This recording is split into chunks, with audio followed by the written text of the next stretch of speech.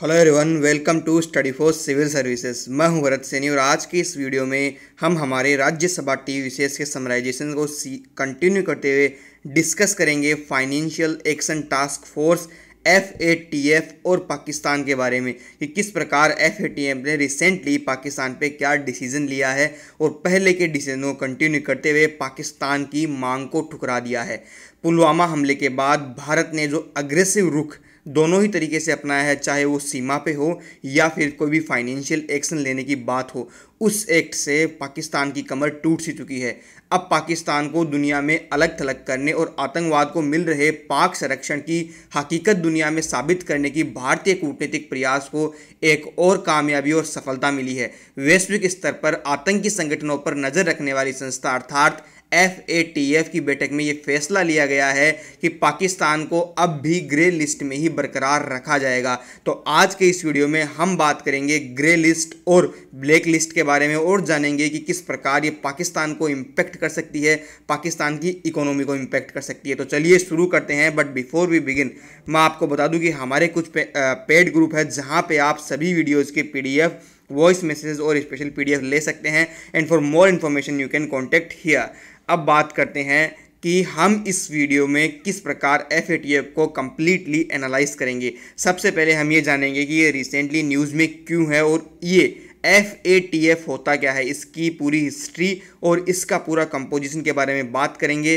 Finally ये जानेंगे कि FATF काम क्या करता है, जब ये बनाया गया था उस वक्त इसके क्या काम थे और आज ये क्या काम कर रहा है। और ग्रे लिस्ट और ब्लैक लिस्ट जो FATF की दो लिस्ट हैं, इन दो लिस्ट का क्या मतलब होता है, कौन सी कंट्री आज ग्रे लिस्ट में है, कौन सी कंट्री आज ब्लैक लिस्ट में है। फिर बात करेंगे कि पाकिस्तान ही क्यों पाकिस्तान को ग्रे लिस्ट में कंटिन्यू किया गया है और फाइनली इस पे बात की जाएगी कि पाकिस्तान पे इसका क्या इम्पैक्ट होगा। तो ये सभी पॉइंट डिस्कस करने के बाद हम ये कह सकेंगे कि इस पॉइंट को अपन ने कम्प्लीटली एनालाइज कर लिया है। तो चलिए बात करते हैं कि ये रिसेंटली न्यूज़ में क्यों है। जिस प्रकार हमने अभी बात की कि फाइनेंशियल एक्शन टास्क फोर्स क्या करता है, जो आतंकवादी गतिविधियाँ हैं या जो मनी लॉन्ड्रिंग की जो काम होते हैं उन पे नकेल कसने के लिए ये कुछ डिसीजन लेता है।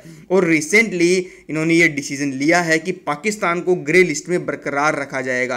पिछले साल से जो पाकिस्तान ग्रे लिस्ट में रखा गया है वो उसी स्टेटस को पाकिस्तान को बरकरार रखा जाएगा और ये फैसला अक्टूबर तक जारी रहेगा। और अगर अक्टूबर तक पाकिस्तान किसी भी प्रकार का टेररिज्म के अगेंस्ट कोई कड़ा कदम नहीं उठाता है तो अक्टूबर के बाद भी इस स्टेटस को कंटिन्यू किया जाएगा। परंतु अक्टूबर तक तो ये कंप्लीटली रहने वाला है और इसको ग्रे लिस्ट से बाहर नहीं किया जाएगा।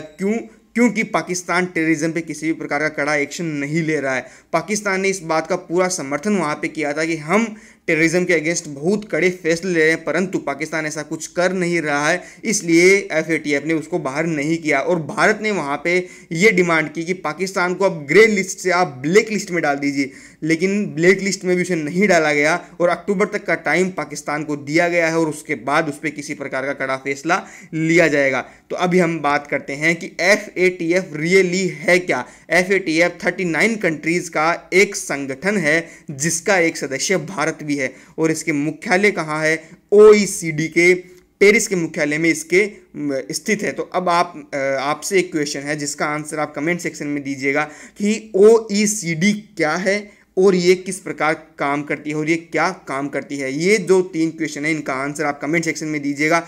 अब बात करते हैं कि इसका गठन कब हुआ।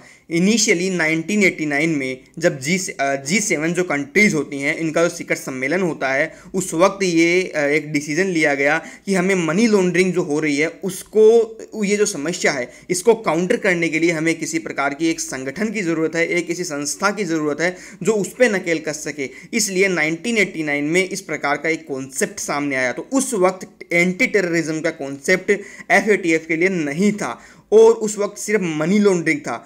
कि हमें इसको काउंटर करना है। और मनी लॉन्ड्रिंग को काउंटर करने के बाद जिस प्रकार 2000 के आसपास जो टेररिज्म की जो समस्या थी वो उभर के सामने आती है, 26/11 का अटैक यहाँ हुआ और भी कई प्रकार का अमेरिका में अटैक हुए। तो इन प्रकार ये जो अटैक्स थे इनको देखते हुए एंटी टेररिज्म का कॉन्सेप्ट भी FATF में लाया गया। तो अब FATF काम करती है कि मनी लॉन्ड्रिंग को किस प्रकार कंट्रोल किया जाए और आतंकवादी गतिविधियां हो रही है इनके अगेंस्ट कोई कड़ा कदम उठाया जाए। तो ये दो जो मेन आप ये कह सकते हैं फोकस एरिया है FATF का। अब बात करते हैं कि FATF की जो मेंबर कंट्रीज है वो कौन है। ये जो आप ग्रीन कलर्ड कंट्रीज देख रहे हैं वो सभी FATF की मेंबर ही। यहाँ आप देख पाएंगे कि इंडिया भी FATF का एक मेंबर है परंतु पाकिस्तान नहीं। अब आप ये सोचेंगे कि FATF का मेंबरशिप लेने के लिए किस प्रकार एक कंट्री एलिजिबल होती है। तो FATF का मेंबर होने के लिए उस कंट्री की फाइनेंशियल कंडीशंस बहुत सही होनी चाहिए, स्टेबल होनी चाहिए और आपके इंटरनेशनल रिलेशन इतने मजबूत हो कि आपकी जो कंडीशन है उसको पूरे विश्व भर में आप ये कह सकते हैं आपको पूरे विश्व भर में समर्थन मिल पाए। आप जो काम कर रहे हैं, आप जो एक्शन ले रहे हैं उनके अगेंस्ट कोई कंट्री न जाए। तो इस प्रकार की स्टेटस रखने वाली कंट्रीज को FATF में आप ये कह सकते हैं मेंबरशिप दी जाती है, क्योंकि ये एक फाइनेंशियल संस्था है और फाइनेंशियल संस्था के अंदर यही देखा जाता है कि कोई कंट्री अगर कुछ फाइनेंशियल एक्ट कर रही है तो क्या उस एक्ट को पूरे विश्व भर से मान्यता मिल पा रही है या नहीं। तो इसीलिए भारत के द्वारा उठाए गए सभी कदमों को पूरे विश्व भर में एक रिकॉग्नाइजेशन मिलता है। तो हम ये कह सकते हैं कि FATF के अंदर भारत की एक अच्छी पोजीशन है। तो अब बात करते हैं कि किस प्रकार FATF काम करता है और FATF काम क्या करता है। यहाँ पे मैंने 2 पॉइंट लिखे हैं जिनके अगेंस्ट FATF काम करता है। जो लोग काले धन को वैध बनाते हैं उनके अगेंस्ट FATF काम करता है और कुछ कड़े डिसीजन उनके अगेंस्ट लेके ये कोशिश करते हैं कि इस काले धन को वो वैध न बना सके।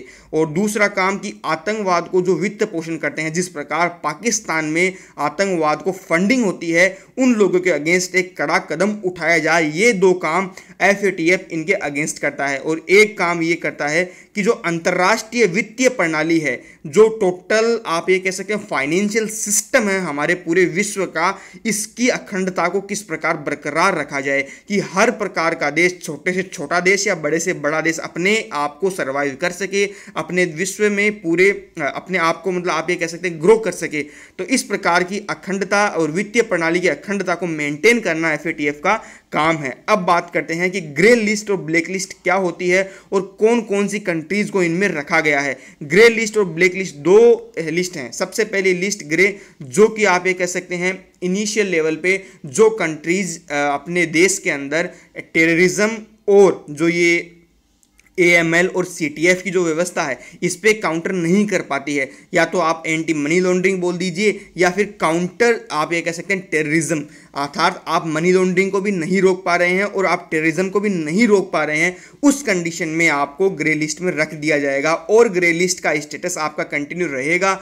और अगर आप उस पर नहीं काम करते हुए आप अर्थात कि आप उसको कंट्रोल नहीं कर पा रहे हैं और वो गतिविधियां बढ़ रही है आपके देश के अंदर, तो फिर आपको ब्लैक लिस्ट में कन्वर्ट कर दिया जाएगा। उन्हीं पॉइंट्स को मैंने यहाँ पे लिखा है कि जिन लोगों की या जिन देश की AML और CTF व्यवस्था में कमी होती है तो उन कमियों को दूर करने के लिए या फिर वो अगर उन कमियों को दूर नहीं कर पाते हैं तो उनको ग्रे लिस्ट में रखा जाता है। और अगर ये स्टेटस लंबे टाइम तक बना रहता है और वो व्यवस्था बद से बदतर होती जाती है तो बाद में उस देश को ब्लैक लिस्ट में कर दिया जाता है। अब बात करते हैं कौन सा देश आज ग्रे लिस्ट में है और कौन सा देश ब्लैक लिस्ट में है। इस वक्त ब्लैक लिस्ट में सिर्फ 2 देश हैं, वो हैं ईरान और उत्तरी कोरिया।